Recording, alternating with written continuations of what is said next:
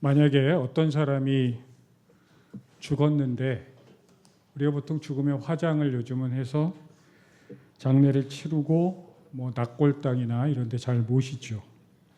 그런데 그런 과정 없이 그냥 시체를 뒷산에 버렸다면 어떨까요? 그 죽음이. 굉장히 비극적인 죽음이겠죠. 그런데 그게 한 사람의 시신이 아니라 수백, 수천 개의 시신이 쭉 때로 쌓여 있다면 생각만 해도 끔찍하죠. 그리고 이 시신이 썩는 것을 지나서 뼈다귀가 앙상하게 남아서 그것도 오래돼서 푸석푸석한 뼈가 됐으면 어떤 생각이 들까요? 이런 생각 들지 않겠어요? 거긴 망했구나. 시신조차 수습하지 못하는 그런 상황이 오늘 본문의 이스라엘입니다. 에스겔이 활동했던 그 바벨론 포로기 그 시기에 이스라엘에게 하나님은 영영 사라져버린 것 같고 절망뿐인 것만 같습니다. 그렇게 절망에 있을 때 하나님은 에스겔을 부릅니다. 그리고 환상을 보여주죠. 그리고 에스겔서에서 가장 유명한 본문이 등장합니다. 골짜기로 인도하는데 그 뼈가 가득하게 있는 거예요. 뼈만. 끔찍하죠. 그리고 이렇게 묻습니다. 사람아, 이 뼈들이 살아날 수 있겠느냐? 우리 어린이들만 한번 해볼까요? 사람아, 이 뼈들이 살아날 수 있겠느냐? 어린이 여러분들은 어떻게 생각해요? 그 뼈들이 살아날 수 있을까요? 아니죠. 아니겠죠. 에스겔도 잘 모르겠어요 라고 대답하기는 너무 좀 그랬는지 주 하나님 주께서 아십니다. 역시 예언자라 대답을 잘해요. 아십니다. 모른다는 말이죠. 모르겠다는 말이고 아마 우리 어린이들이 대답했던 것처럼 속으로는 어떻게 살아나요? 이런 마음이 있지 않았을까? 근데 하나님은 이 뼈들이 다시 살아날 거라고 얘네들한테 내 대신에 말을 해라고 말하죠. 하나님은 알아요. 그 뼈들이 다시 생명을 얻을 수 있다는 것. 근데 사람은 몰라요. 하나님한테는 그 생명이 보이는데 인간에게는 보이지 않습니다. 이게 우리 인생의 숙제입니다. 우리 믿음의 과제죠. 여러분, 오늘은 좀 살만하지 않습니까? 깜짝 놀랐어요. 아침에 선선한 바람이 30도가 감사하더라고요, 이제는. 근데 매일 최고 온도를 갱신하는 이 지구촌에서 아마 우리 살아생전에 어쩌면 정말 지구의 인간이란 종족이 멸종할 수도 있다라고 계속 연일 경고하는 과학자들의 이야기 속에서 그리고 오늘 기도하셨듯이 가자지구 또 페르시아만 우크라이나 기타 등등 속에 학살에 가까운 전쟁이 일어나는 이 땅에서 이 마른 뼈 같은 땅에서 정말 이것들이 다시 좋아질 수 있겠습니까? 생명을 얻을 수 있겠습니까? 그런 거국적 이슈를 다루기 이전에 난 왜 아직도 이 모양이지? 그리고 우리 가족들을 보고 주변을 보면서 쟤는 이 다음에 뭐가 되려고 저러지? 우리 따님께서 초등학교 때 저한테 그랬어요. 아빠는 이 다음에 뭐가 되려고 그래? 딸의 눈에 걱정스러운 여러분 그런 의문이 내 스스로에게 내 주변 사람에게 들 때가 있지 않습니까? 근데 하나님께서는 오늘 우리에게 물으십니다. 리라야, 이 뼈들이 살아날 수 있겠느냐? 가은아, 이 뼈들이 살아날 수 있겠느냐? 이 주제로 글을 쓴 한 분이 있습니다. 이분의 이름은 마틴 부버입니다. 그리고 그 책의 제목은 신의 일식입니다. 제가 오늘 설교 제목을 이분의 책 제목을 가지고 설교 제목을 만들었죠. 그냥 책이 너무 예뻐서 들고 나왔습니다. 너무 예쁘지 않습니까? 예. 그리고 책이 얇아요. 책은 자고로 이래야 됩니다. 이 예쁜 표지에 이런 문장이 써 있습니다. 신의 빛은 꺼지지 않았다. 다만 잠시 가려져 있을 뿐이다. 이 신의 일식 서문에 나오는 내용입니다. 그가 어떤 도시에 강연을 하러 갔다가 한 노 철학자의 집에 며칠 신세를 지게 됩니다. 마틴 부버가 자기 집에 책을 집필하고 있으면 되게 흥분되지 않겠습니까? 그래서 책을 막 다듬고 있는데 그 집주인이 마틴 부버에게 요청을 합니다.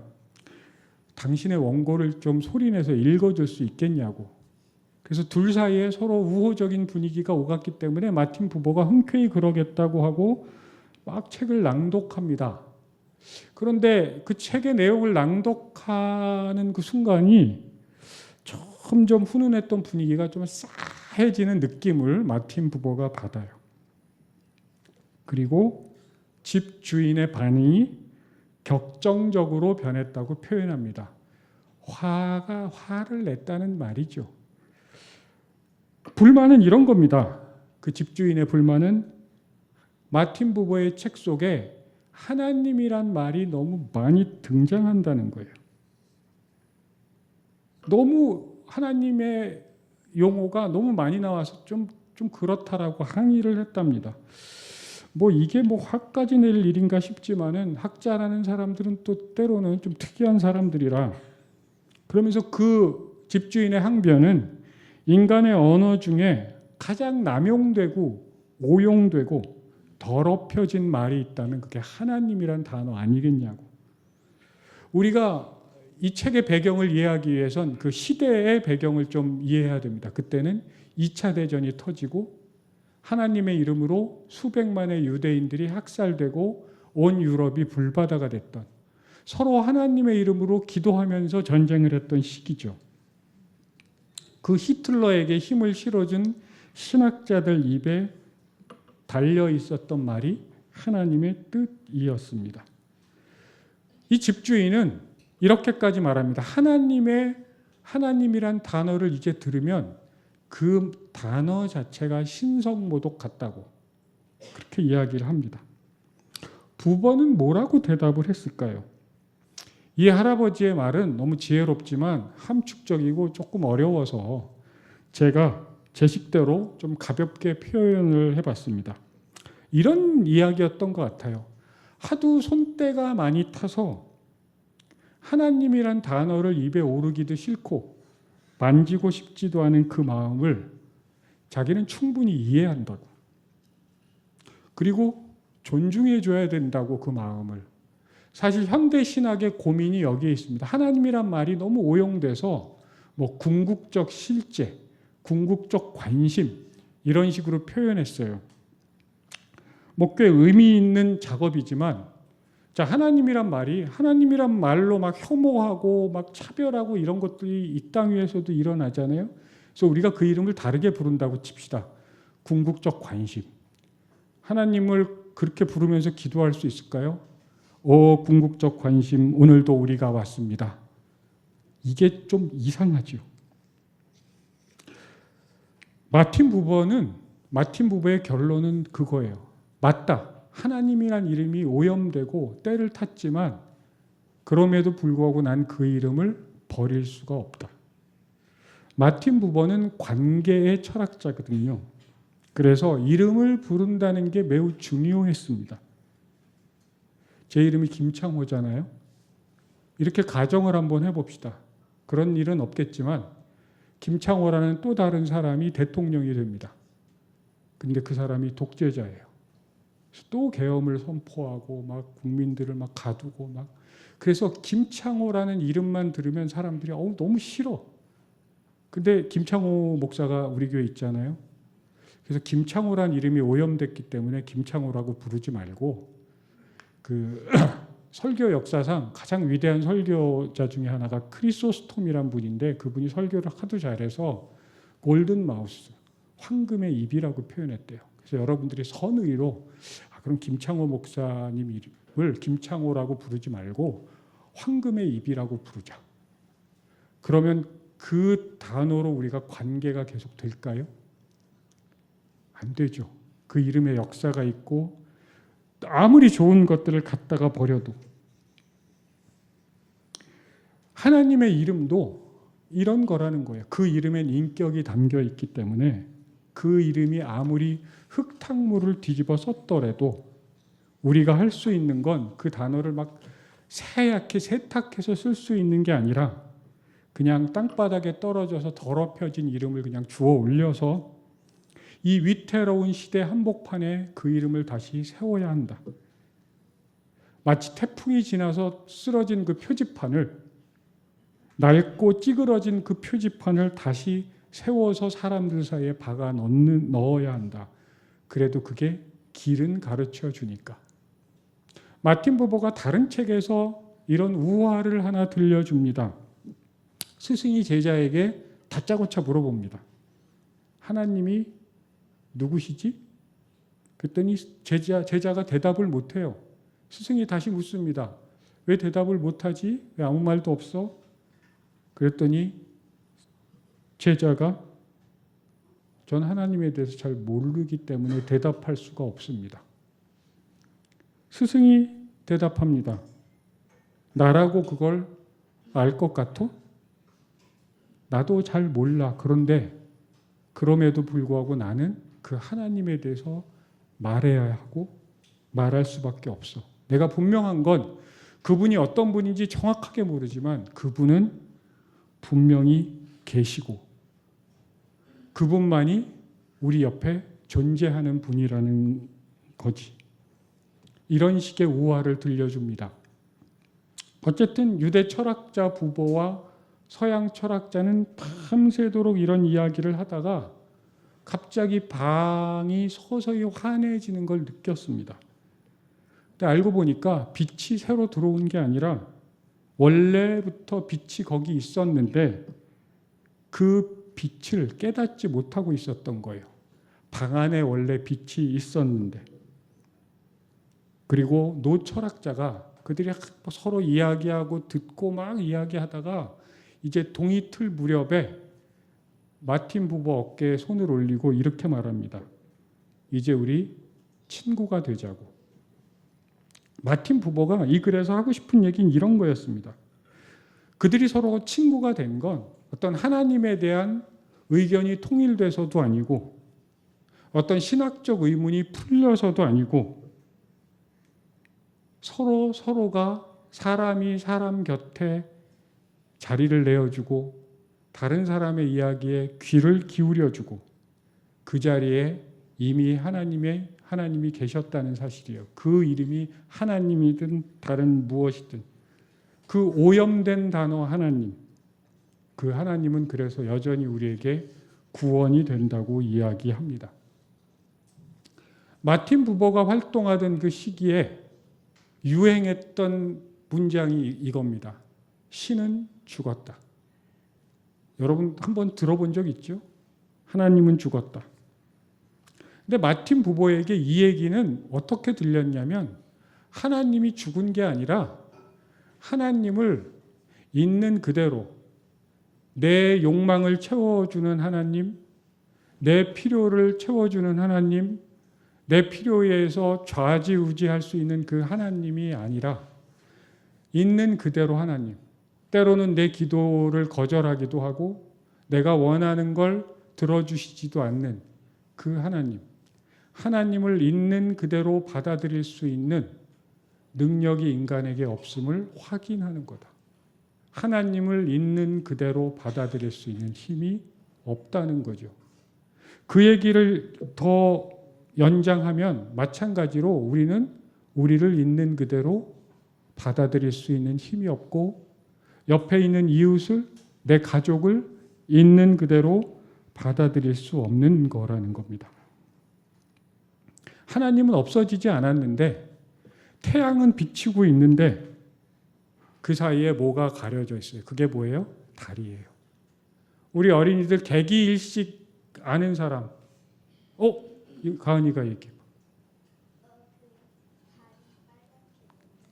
달이 빨갛게 돼요. 달 뒤에 뭐가 있죠? 뭐가 있을까?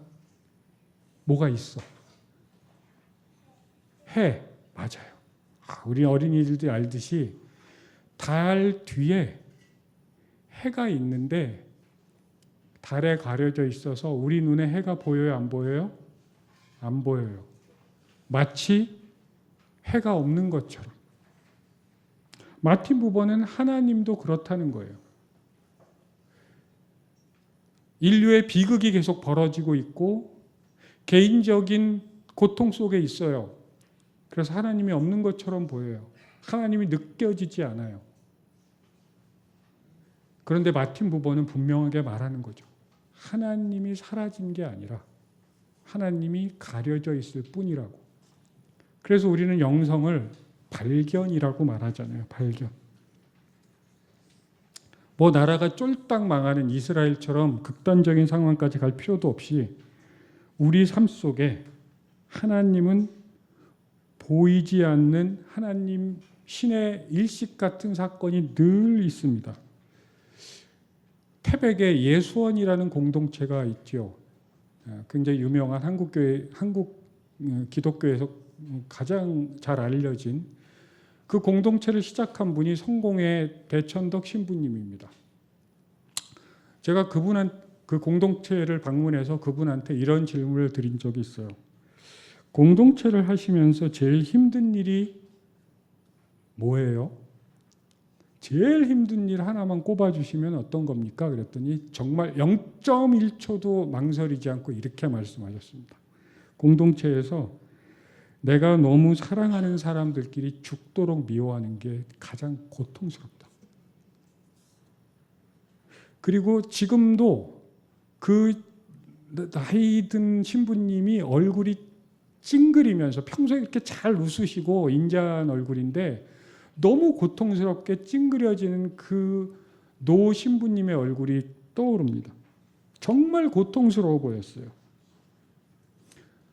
어쩌면 단순하게 말하자면 2000년 교회사는 이런 일들이 반복되고 그것을 해소하고 성장하는 이야기가 아닐까 싶을 정도로 하나님이 사랑하는 인간끼리, 하나님이 너무나 사랑하는 인간끼리 죽도록 싸우는, 그게 화해하고 성장하고 또 갈등하고 반목하고. 교회의 시작도 그랬습니다. 교회의 시작은 대부분 유대인 크리스찬들이었겠죠.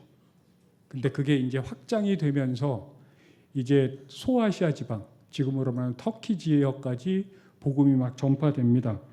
그리고 에베소 같은 도시에 헬라 문화권에서 점점 이방인 크리스찬들의 비율이 높아져 갔습니다.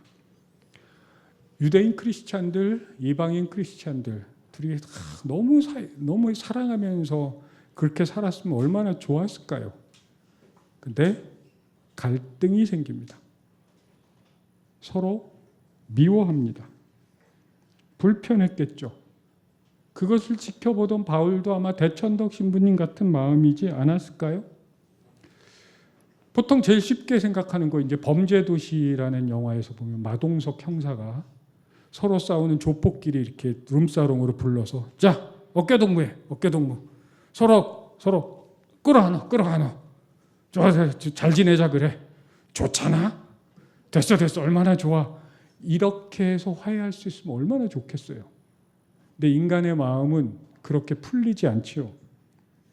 그래서 바울은 기도합니다. 공동 번역에 오늘 본문을 이렇게 묘사합니다. 성령으로 여러분의 힘을 돋구어 내적 인간으로 굳세게 하여 주시기를 빕니다. 다 함께 한번 따라해 볼까요? 성령으로 여러분의 힘을 돋구어 내적 인간으로 굳세게 하여 주시길 빕니다. 여기서 등장하는 내적 인간, 다른 번역에선 속사람, 그리고 현대인들이 자주 사용하는 참자가 떠오르는 단어죠. 성령께서 우리한테 힘을 돋굽니다. 그리고 바로 뒤에 17절에 사랑으로 뿌리 내리는 이야기를 합니다. 이 모든 건 문법상 지속적인 얘기예요. 한 번 공급하고 마는 게 아니라 계속, 지속적으로, 꾸준히. 하나님께서 우리에게 어떤 힘을 계속 공급을 하십니다. 사랑으로 뿌리 내릴 수 있도록 계속 우리를 초대하십니다. 그런데 내가 그걸 못 받아요. 그 주는 힘을 내가 계속 튕겨낼 때가 있습니다. 하나님은 늘 우리한테 사랑을 공급하는데 지금 내가 나도 사랑하기 싫은데 옆에 사람도 사랑하기 싫고 그래서 계속 튕겨냅니다. 흘려보냅니다. 그러면 제가 잘 안 받으니까 그만 줘야지가 아니라 계속 사랑을, 힘을 공급을 한다는 얘기예요. 그래서 하나님의 사랑은 낭비입니다. 따라합시다. 하나님의 사랑은 낭비다. 아까워하지 않고 계속 공급합니다. 그러니까 눈을 감았다면 눈을 뜨고 손을 내밀고 알아차리기만 하면 됩니다. 언제나 있으니까. 늘 거기에 있고 늘 흘러 넘칩니다. 그래서 은혜입니다. 우리가 인식하던 안 하던 하나님의 빛이 달 같은 것에 가려져 있어도 가려져 있을 뿐이지 그건 계속 우리를 비추고 있다는 거죠. 요즘 핫한 가족치료 기법이 하나 있는데요. 그게 내면 가족 체계 치료입니다. 그걸 잠깐 소개하면 이런 거예요. 우리 마음속엔 한 사람만 있는 게 아니라 여러 가지 내 모습들이 있다는 거예요. 그걸 영어로 파트라고 얘기해요. 부분. 그 부분 속엔 뭐 이런 것들이죠. 완벽하게 해내려고 하는 나, 상처받지 않으려고 움츠려드는 나, 다 괜찮은 척하는 나, 다른 사람에게 까칠하게 하는 나. 이 모습들을 전체가 아니라 뭐요? 부분이라고 얘기를 합니다. 일종의 거짓자들이죠. 그리고 얘네들은 다 나쁜 애들이 아니라 지들 딴에는 우리를 살리려고 하는 거예요. 살려고. 그래서 1차적으로 얘네들을 너무 뭐라고 하지 말고 너무 공격하지 말고 자녀를 대하듯 잘 대해주라고. 근데 제가 진짜 하고 싶은 얘기가 지금부터 나옵니다. 근데 이 파트들, 이 부분들 밑에 손상되지 않고 언제나 지속적으로 그대로 그 자리에 있는 센터, 중심이 있다는 거예요. 그걸 참자라고 합니다. 참자기. 얘네들은 늘 평화롭고 생기 있고 지혜로운데 이렇게 말해요. 그 참자는 어린 시절 상처에 의해서 손상될 수 없다고. 그 참자는 어떤 상처와 미움과 공격에 의해서도 사라질 수 없는 거라고. 그리고 좋은 돌봄이 있어야지만 살아남는 게 아니라고. 그거는 그냥 언제나 그 자리에 있다고. 그 파트들이, 그 부분들이 아무리 난리를 쳐도 모든 인간의 중심에 그 참자기는 그 자리에 있다고. 그리고 아예 대놓고 얘기합니다. 이건 영적인 차원이라고. 이건 영적인 차원으로만 이해할 수 있다고. 그리고 어떤 사람도 이 참자기가 손상될 수 없고 공격받더라도 그 참자기는 그냥 있다고. 그래서 아예 이렇게 말해요. 이걸 하나님의 씨앗, 하나님을 품은 자기, 사랑받는 자로 표현할 수도 있다. 그래서 이걸 잘 설명할 수 있는 건 영적 용어이기도 하다라고 말을 합니다. 문제는 이 셀프가 여러 가지 부분들에 가려서 잘 보이지 않는다는 거예요. 마치 구름이 가려도 해가 그대로 떠 있는 것처럼 그 너머에는 빛이 있다. 아이들이 말하죠. 아이들이 엄마 미워 이렇게 말할 때 엄마 미워라고 말하는 건 그 아이의 한 부분이라고. 여러분 살면서 여러분 소일교회 다니면서 소일교회 모든 교인들이 그냥 사랑스럽고 막 보면 막 주고 싶고 막 다 그래요? 어쩔 때는 꼴 보기 싫기도 하고요. 저 사람 안 만나고 뭐 그 얘기를 들었다는 건 아니에요. 그런 사람도 있기도 하고 여러분 저를 볼 때 늘 뭐 하나님께서 우리 교회 보내준 목사로만 보이진 않을 거예요. 왜 저러지? 이런 얘기를 보이기도 하고 근데 그게 전부가 여러분들의 전부가 아니라는 거예요. 내가 누구를 미워할 때 그건 부분이라고요. 따라해 봅시다. 이건 내 부분이다. 이건 내 전부가 아니다. 이걸 알아차리는 게 치유 작업이라고.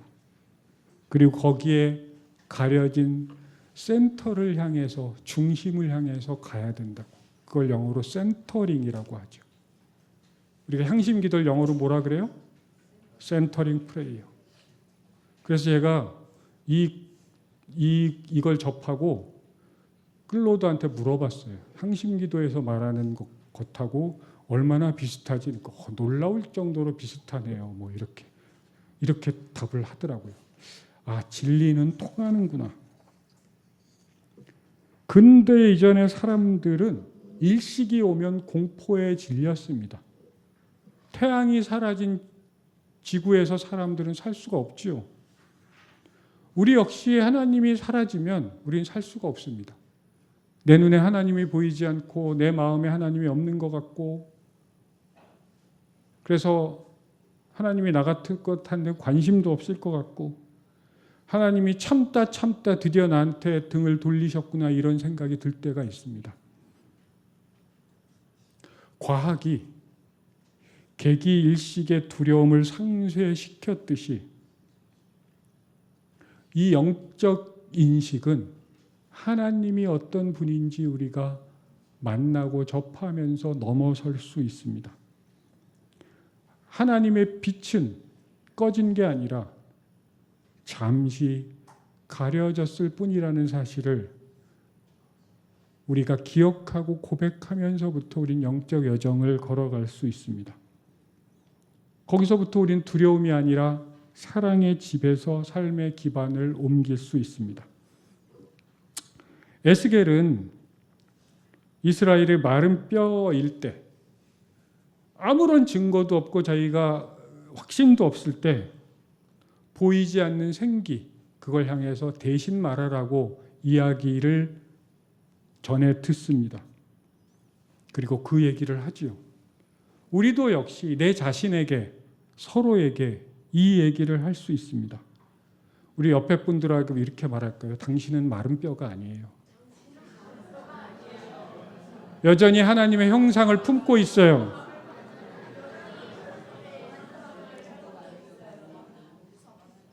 이건 내 자신에게도 서로에게도 해줄 수 있어야 합니다. 마른 뼈처럼 보이지요. 그런데 하나님 눈에는 보여요. 저기 생기가 있고 뼈가 붙고 이제 일어서서 함께 나갈 거야. 우리가 종종 하나님의 빛을 가리는 건 저 먼 우주가 아니라 내가 만나는 사람들과의 관계, 나의 마음, 나의 생각, 나의 행동일 때가 많지요. 우리 안에 화가 나면 튀어나오는 내가, 울컥하는 내가 있죠. 나는 왜 성질머리가 이렇지? 또 상처받고 움츠린 내가 있습니다. 아니 그냥 다 괜찮은 척하는 내가 있습니다. 그건 우리의 부분들이에요. 그 부분들이 태양을 가리는 달처럼 참자기를 가릴 때가 있습니다.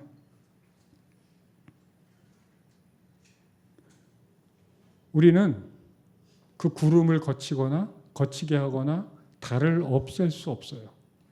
우리가 할 수 있는 건 구름 낀 그대로